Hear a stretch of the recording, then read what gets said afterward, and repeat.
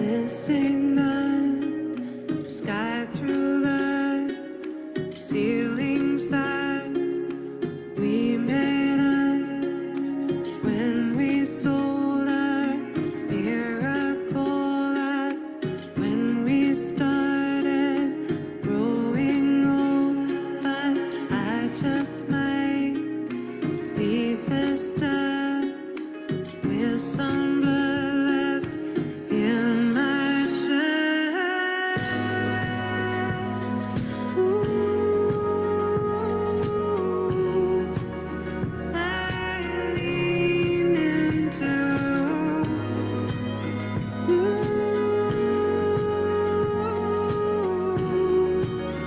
I needed you to hold me in sky while I learn to fly.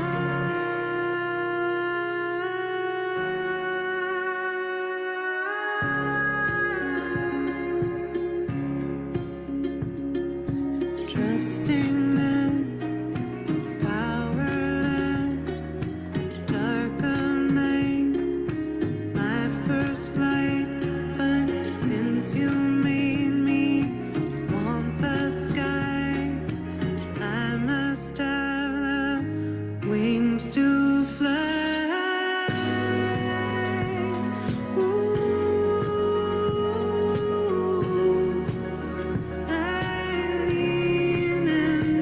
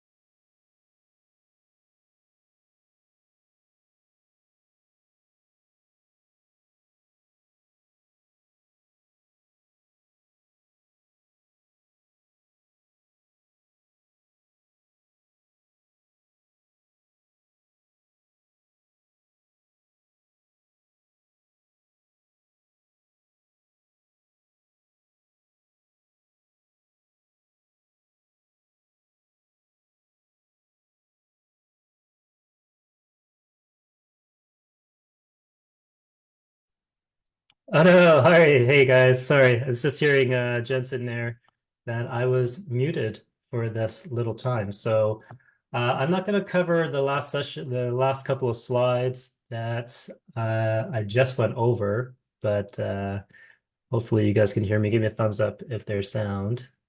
There should be now. And I'll just keep on going and hopefully that will have turned back on. So sorry about that, guys. I will start then with a very quick recap of yesterday's session. And let me also, while I'm at it, turn on my video so you guys can see me. Okay, hi Jane. Hi Jeffrey. Hi Monica. Let me know if you can see me and if you can hear me. It should be there now. And I'm just gonna give it a minute here. Thumbs up. Okay, fantastic. Great.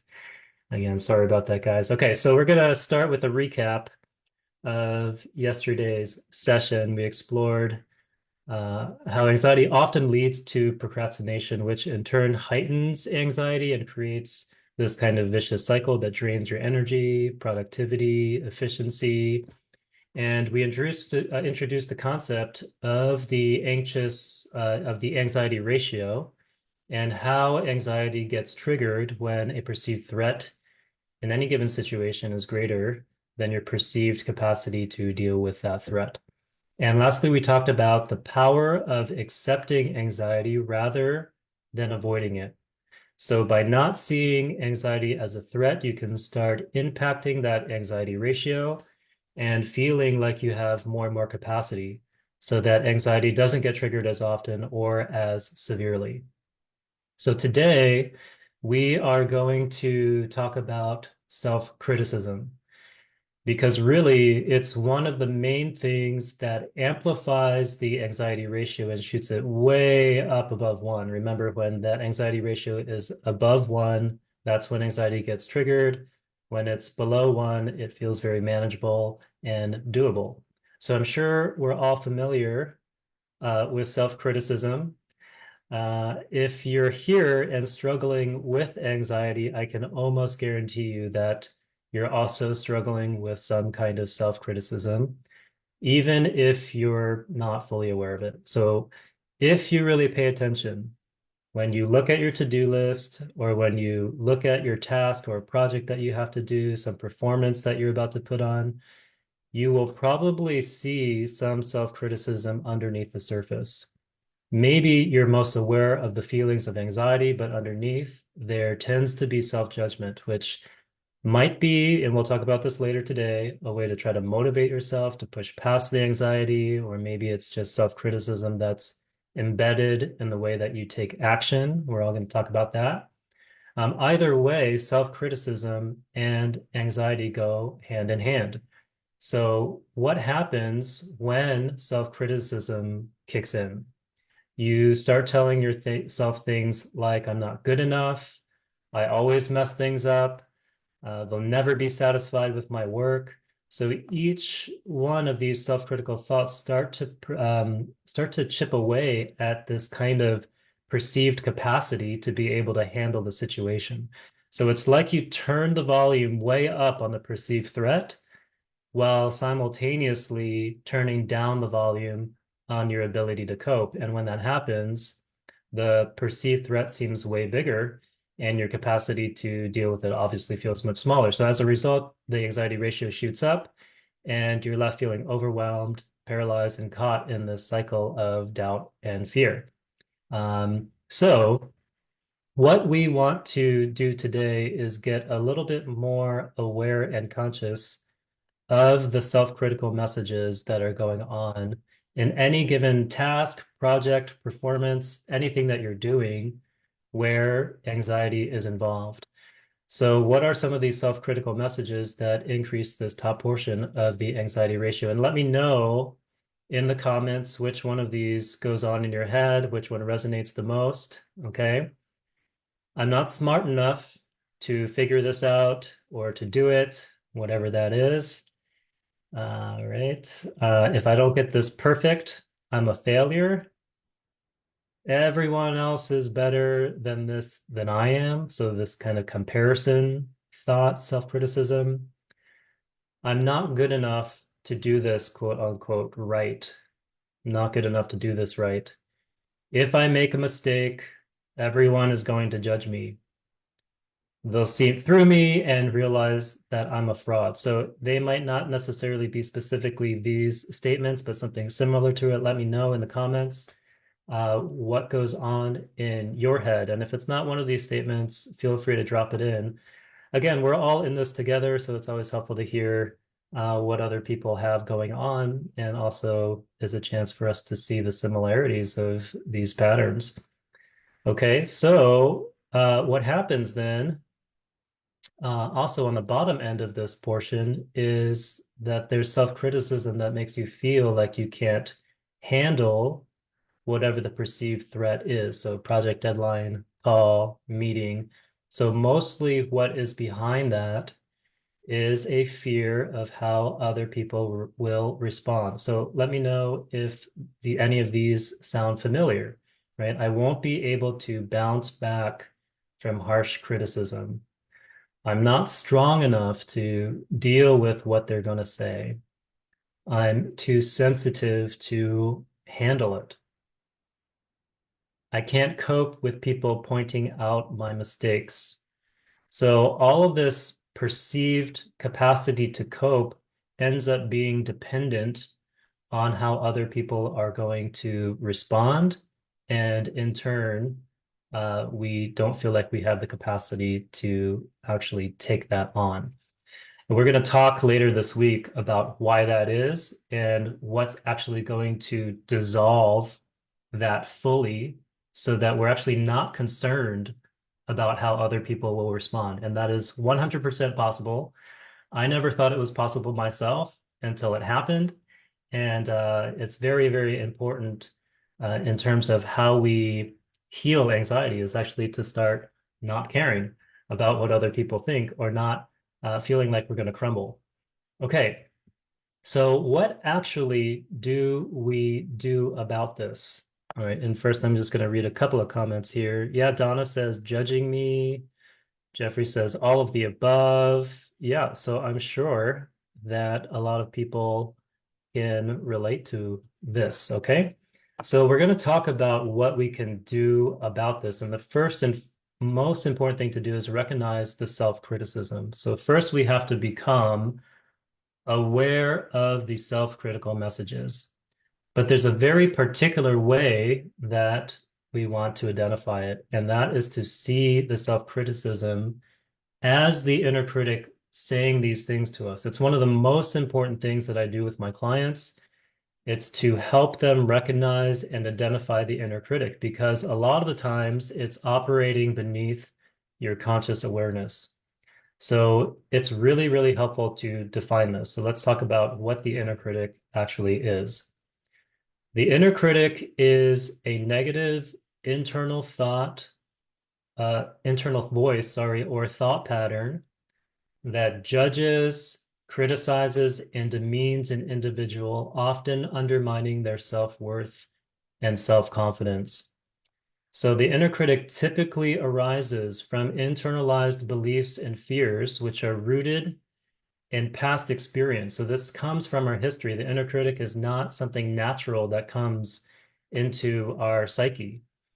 But the inner critic acts as kind of a harsh self-monitor that tends to magnify perceived flaws, mistakes, and shortcomings. And it can be relentless. It can be the cause of triggering feelings of inadequacy, anxiety, self-doubt, and can really impact a person's ability to take risks, to pursue feedback, to go after goals with confidence and security. In other words, it wreaks havoc on the anxiety ratio. Okay, so I'm sure if you really let yourself tune in to the negative voice, you can start to sense that there's an inner critic involved.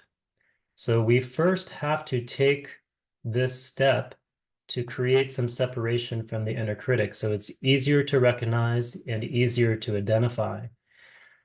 When you start becoming more aware of self-criticism, you might hear this negative voice as very personal, like, I'm going to fail. I'm not good enough. I'm not smart enough. And this happens because you've bought into the self-criticism hook, line, and sinker.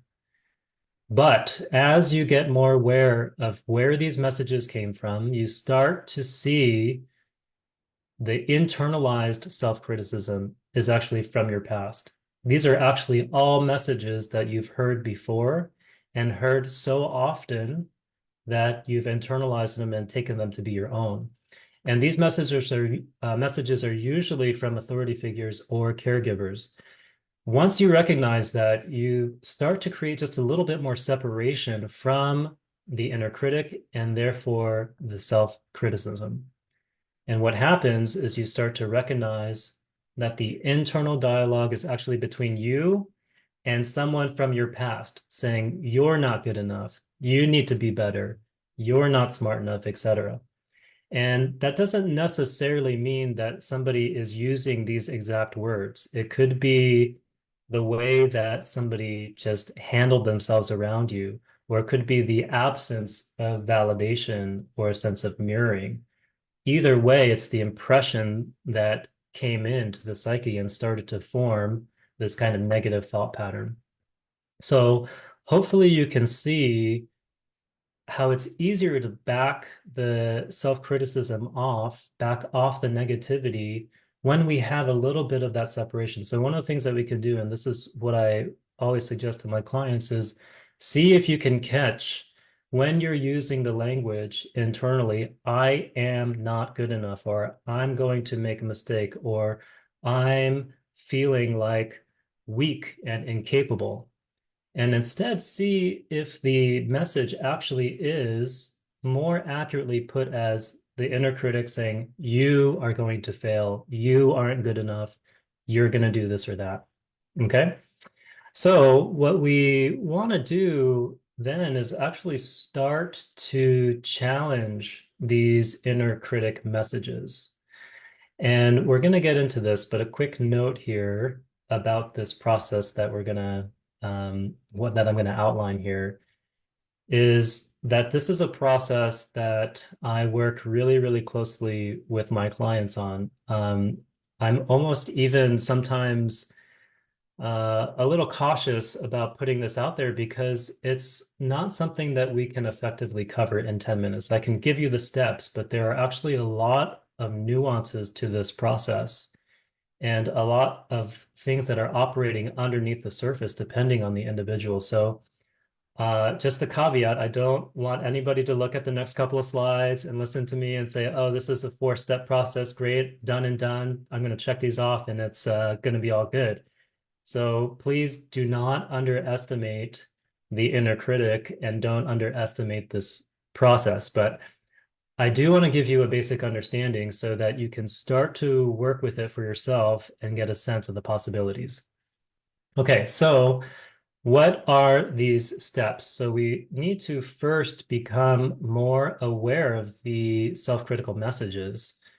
So the first thing that we can do is identify the inner critic message, or more accurately, to identify the inner critic attack. And what I mean by attack is a judgment or a assessment of your self-worth. So a lot of times the inner critic message will come in the form of a should. You should be doing more. You should be working faster. You shouldn't be tired. You shouldn't be taking a nap. You shouldn't be resting. You should always be doing something, right? But underneath that, there is usually an attack on your self-worth. And that attack more accurately can be summed up as you're not good enough, you're not worthy, you have no value, right? If this is true, if you are not doing this, then you have no value. Okay, so we want to identify that as an attack because that's actually what it is. If someone is coming up to you and starting to punch you in the face, for example, it's very easy for us to recognize that as a physical attack. But these are more like energetic, internally abusive attacks. And they're hard to recognize at first because we couldn't actually acknowledge them when we first received them. And maybe it wasn't safe. Maybe we didn't feel like we had the strength or the capacity to do that. So oftentimes these attacks go underneath the surface and we try to dismiss them. So first step is to identify the inner critic attack. The second step is then to see where that attack initially came from, where this message came from. You might assume that this is something that you just tell yourself. But really, if you tune into it, you generally ought to be able to track that back to somewhere in your life, your parents, your siblings, your teachers, ministers, spiritual gurus, whatever authority figures that you might have had in your life. The reason that's important is so that you can have an easier time disengaging from the criticism and challenging that as not necessarily true, right? Because a lot of times we're just believing all of these messages. Okay. The third step is to feel the impact of the attack. All right. And this is very important, meaning how does this judgment or criticism or message actually make you feel? Generally speaking, if we are not fully aware of what's happening in this dynamic, we will tend to feel weak and small and overwhelmed, like we're deficient and can't handle it. And actually, that is the energy that causes us to go into procrastination and causes us to go into an avoidance pattern.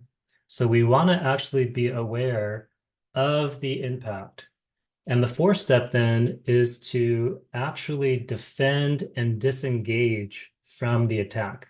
And again, like I said, if someone is physically attacking you in real life, there's a natural response to defend yourself, right? There's a kind of mobilization of energy. The same thing actually happens when we have an internally verbal or energetic attack. There is a natural kind of energy or power that arises to help you defend. But as kids, we couldn't really do that, right? We couldn't stand up for ourselves. A lot of times, these messages came from our parents or authority figures that were much more powerful than us.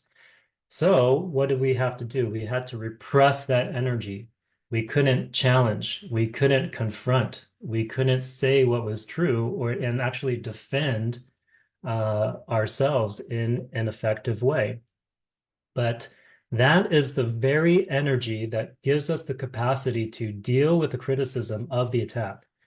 So we'll talk about that in depth tomorrow, but I'm hoping that you're starting to get a sense of that self-criticism is actually not self-criticism. Oftentimes it's just a straight up attack that you've internalized and taken on to be yours. And that attack came from somebody in your life, somebody around you, some authority figure, or even culture or society at large. It can come from a lot of different places. And so we want to start to become more aware of that and actually harness the natural energy that arises in the event of any sort of attack. So if you don't have that energy, again, what happens? You go into the cycle of avoiding and procrastinating and withdrawing instead of being able to fully engage with what is happening, or again, fully feeling capable of dealing with the quote unquote the perceived threat. But actually, it's not the project, it's not the task, it's not the homework assignment. It's actually this inner critic that is often what we are trying to avoid. All right. So let me know if this is resonating for you. Yeah, Donna saying psychological attacks from mother. Yeah, sometimes those psychological attacks can be more blatant. Sometimes they can be subtle. So there's a whole range and spectrum of the different kinds of criticisms or messaging that we got. Um, so just to bring this to life, I thought I'd give you a little bit of a personal example to walk you through what this might look like. So this is a message that I used to get a lot, okay? And honestly, this is the specific words that would go on in my head is you're so dumb, you should know how to do this, right? And it's when I say that out loud, it sounds a little bit ridiculous, but actually, it's not so uncommon that as kids, and I have a 4-year-old now and a 7-year-old, and as kids, we don't really know what to do, right? All of this stuff, it's like our minds are blank and we get formed and conditioned on what's appropriate, what's not appropriate, what's okay and what's not okay. So it's very easy for us to internalize this voice that comes in to say, hey, what you're doing is not okay. And it's very easy to translate that into, oh, if there's something wrong with me, you should know how to do this, or you should be behaving this way, right? So this might come in the form of an inner voice where you can actually hear the words, but other times it might just be a sort of tension in the body. But if you are sensitive enough, if you develop this capacity to be in tune with the body, you might feel this tension and actually sense the message behind it. So for this particular message or attack, I used to feel this tension in my shoulders. It was like my shoulders would start to rise. But then as I started to do this work, I'd get a little bit more comfortable tolerating the tension and paying more attention to it. And I could sense that this particular message was there every time that I set out to do a project, every time that I did a task that maybe I wasn't quite sure how to do. And then boom, there it is. You're so dumb. You have no common sense. You should know how to do this. Anytime that I hit a kind of stumbling block, let's say. So, step two, as I get clear about the attack, where is this actually coming from in my history? So I could feel that, oh man, this is from my dad who used to say, oh, you have no common sense. You should be doing it this way. And my older brother. So this is a combination of both of them. And sometimes the inner critic can clearly be one person in your life. Other times it might be the combination of two or multiple people in your life. Sometimes it feels like a cultural overlay of how you should be doing something or how you should be showing up. So you might just tune into the energy or attitude of the inner critic and see actually what it feels like. So an exercise that I do a lot with my clients is to see if you can visualize the inner critic in your field, in your experience. Sometimes it might feel like somebody talking down at you. Sometimes it feels like a big, solid block that's just pure power and meanness. Other times it feels a little vague, all pervasive. And so the inner critic will come in all of these different forms. And the important thing for you is to recognize how it comes in your field, how it comes in your experience.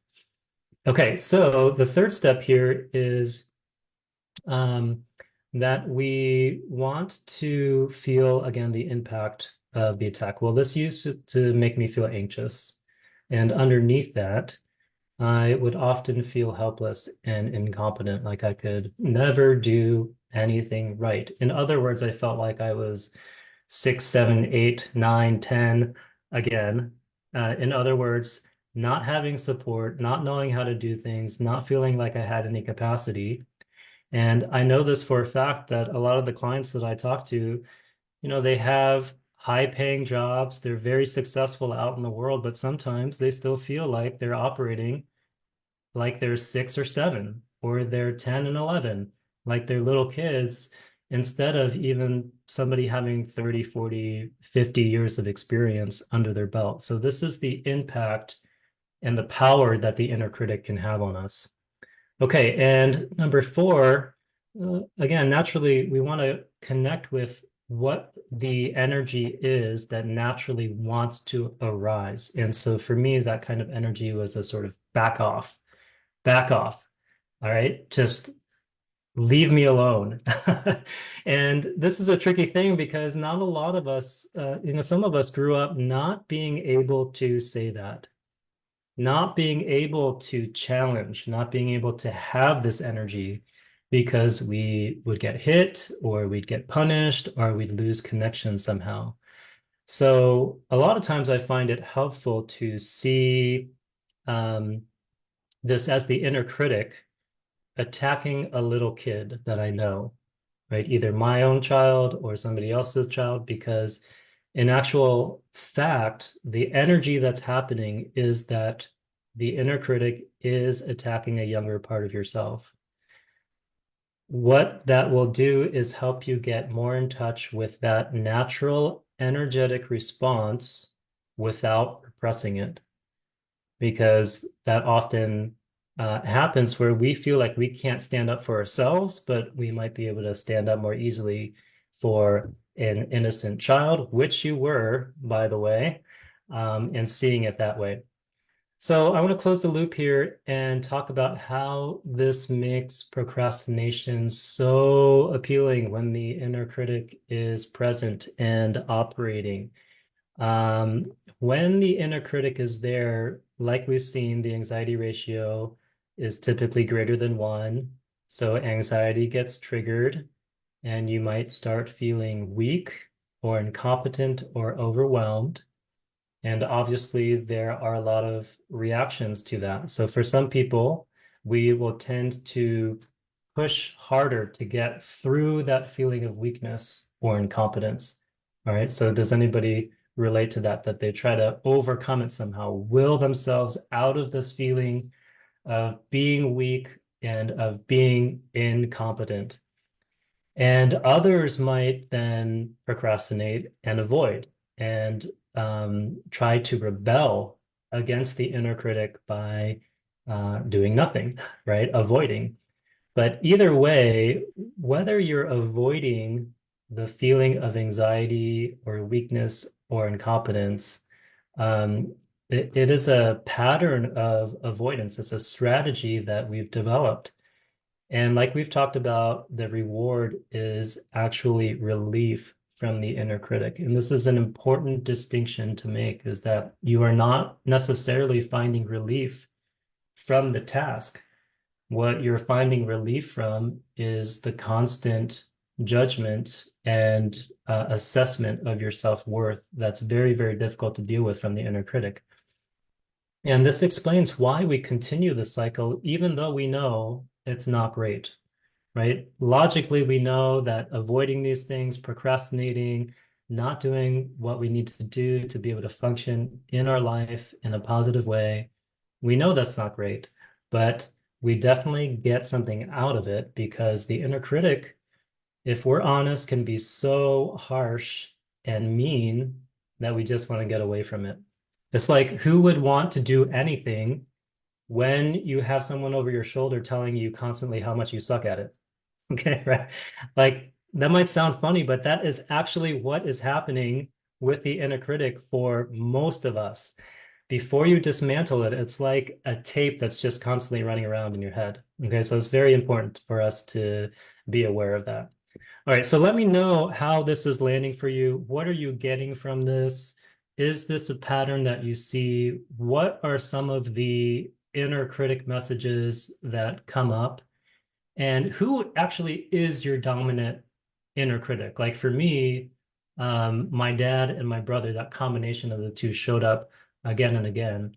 And just a quick side note on this, there could be many very like different versions of the inner critic that show up, right? There might have an inner critic that shows up while you're lifting weights or going to the gym. There might be another inner critic that is involved in your career. There's another inner critic that's involved in your relationship. So it is all over the place, right? Okay. So yeah, great, Monica. I see you here. I'm sensitive to criticism and a harsh critic of myself, but it's fairly unconscious. Yeah, so this is what we're talking about, is understanding that we tend to think that we are criticizing ourselves, but actually it is this internalized messaging that we've taken on. And we'll talk about reasons why we've taken it on, obviously, in a second here, which is actually a good segue here. So the key action for us is to recognize the self-criticism, but why in the world is it so tricky to get rid of the inner critic? Okay. So the reason why is because there are so many reasons for us to keep the inner critic around. And let me know if any of these resonate with you. I'm just going to list some of these off. Perceived motivation. And let me know if you resonate with this. The inner critic can be seen as a driving force, pushing you to achieve more and avoid complacency. So you might have a belief that without the inner critic, you wouldn't reach the same level of success or productivity. For some of my clients, they just feel like they wouldn't do anything at all if the inner critic wasn't around. Okay, so that's a deeply held belief that keeps the inner critic around. Number two, comfort in familiarity. Okay, so the inner critic, though harsh, is familiar. So for some of you, it's a voice that you've lived with for a long time. And actually, if we really get honest that with ourselves, the idea of getting rid of it can sometimes feel unsettling or even scary because it is a known entity. We know how to relate to it. It's familiar. And changing that, and especially changing that and removing it altogether can feel intimidating. And so there is also cultural conditioning along these lines that we get internalized as the inner critic. So some of us grew up in environments where self-criticism was normalized or even encouraged, right? I know that was certainly the case for me growing up in Asian culture that had super high expectations. It was very normal to be criticized, very normal to compare your kids with other kids that are going to Harvard and Yale and winning this or that competition and being able to do this or that thing. Like that's a very normal thing that I grew up with. And so it can be a little scary to feel like we're disconnecting from that inside of ourselves because it may feel like a part of who we are. Okay, so this leads us to this third point here is association with identity. So the inner critic can become intertwined with your sense of identity. You might see it as a part of what makes you who you are, especially if you've achieved success while listening to this voice. So that's a big one that we don't feel like we will have the same kind of sense of ourselves without this inner critic. Another big thing that can come up is that silencing the inner critic might make you feel more vulnerable. So you might believe that the inner critic protects you from external criticism by preemptively pointing out flaws, and that will allow you to over prepare or improve to the point that you will not get criticized at all. That was a big one for me. You have to get the perfect score or the perfect response, the perfect feedback, right? And the inner critic in the past has probably helped you with that. So if we let go of that, we might feel vulnerable to other people's feedback and what they think. Okay. This last one is maybe the biggest one, is that the inner critic may help you avoid deeper, more painful emotions by focusing on more surface level criticisms.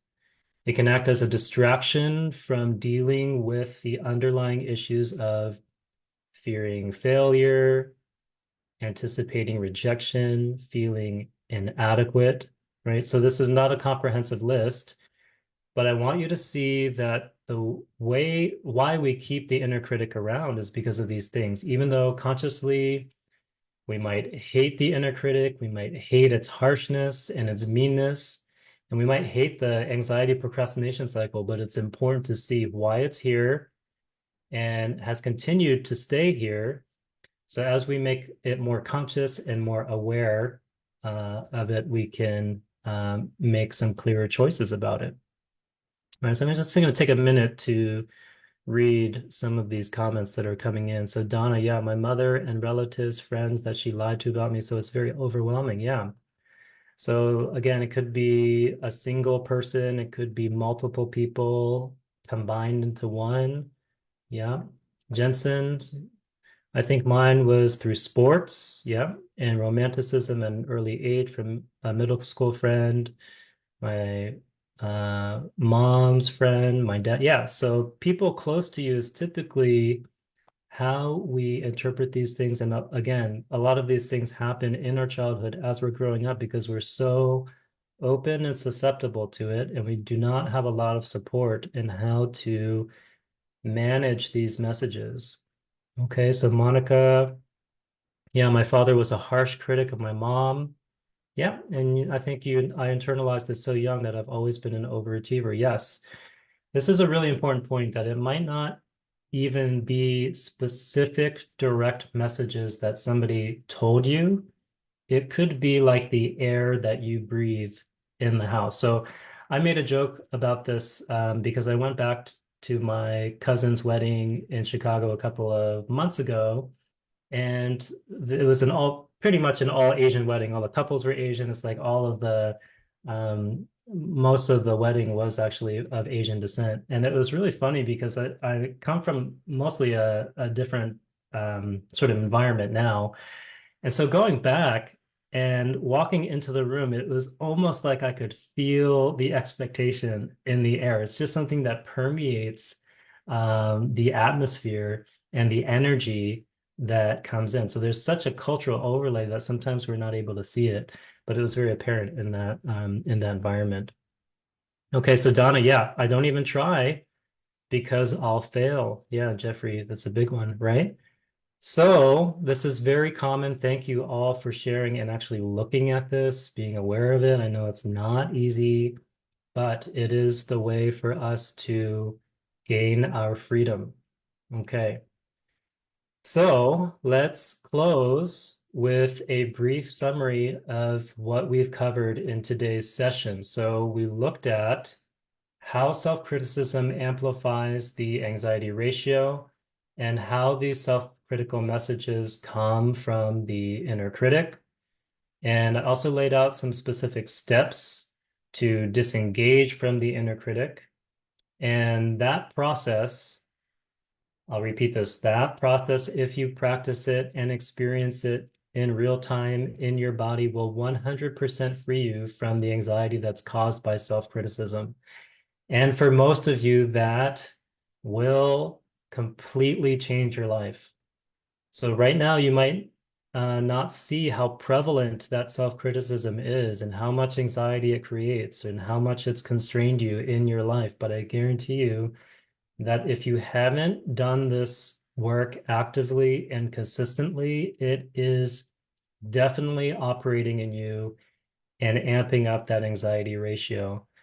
There was a point in time where I started doing this work and I did an initial layer of it and I said, great, I feel like I'm all done with it. And there are many, many layers that go into the depths of this until we can really be free of it. And I will tell you what it's like to be free of the inner critic. It is like having air to breathe. When you do tasks or you check off your to-do list or you do anything, it just feels simple because we're not caught up in the dynamic of the dialogue that's happening inside, right? So often I see clients that are struggling because they're doing this task, and instead of just doing the task, they're fighting the inner critic and they're believing the inner critic and then fighting that.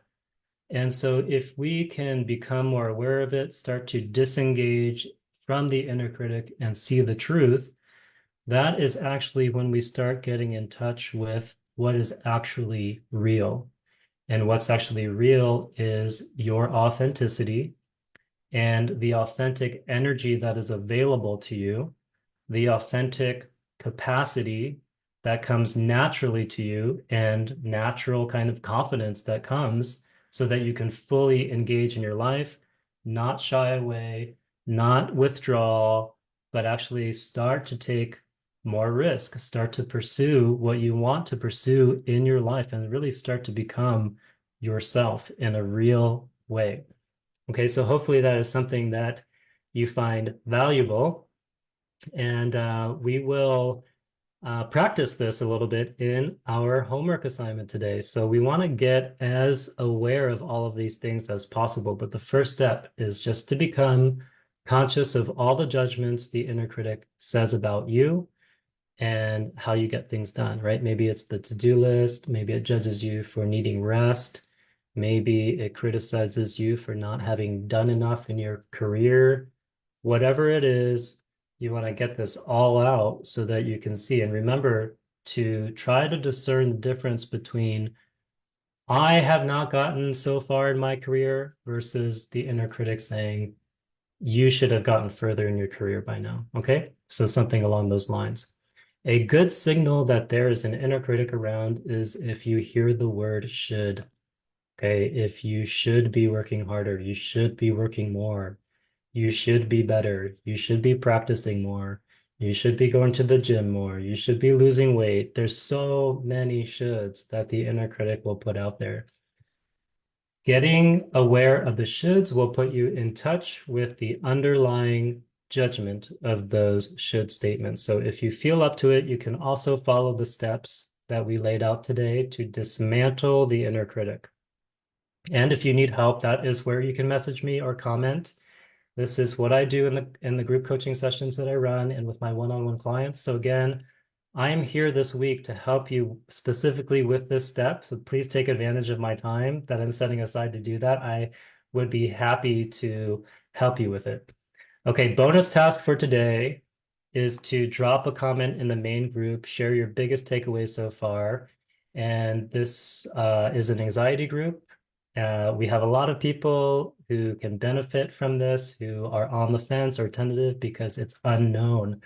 So please give them some reassurance that there's value here. It's not dangerous or scary. And hopefully you are finding a lot of value in these trainings. Okay, so that's it for today. As always, let me know if you have questions, comment me or message me directly. If you'd like to get on a Zoom call, I'm also available for that. I would love to connect with each and every one of you. I want to support you in whatever way that I can. So feel free to reach out at any time about any of this material. So see you tomorrow for succeeding without anxiety. And I hope you have the great rest of your day or evening if you're watching this live. Thank you for being here. If you're watching this on replay, I hope you found this recording helpful. And I will see you tomorrow. And I'll leave you, I think, with the music that I started with, which is by my lovely singer-songwriter wife, Jaya Suri. And I'm not sure if it will go or not, but if it doesn't, I'll send out a link to it. Okay, take care, everybody, and hope you have a wonderful day.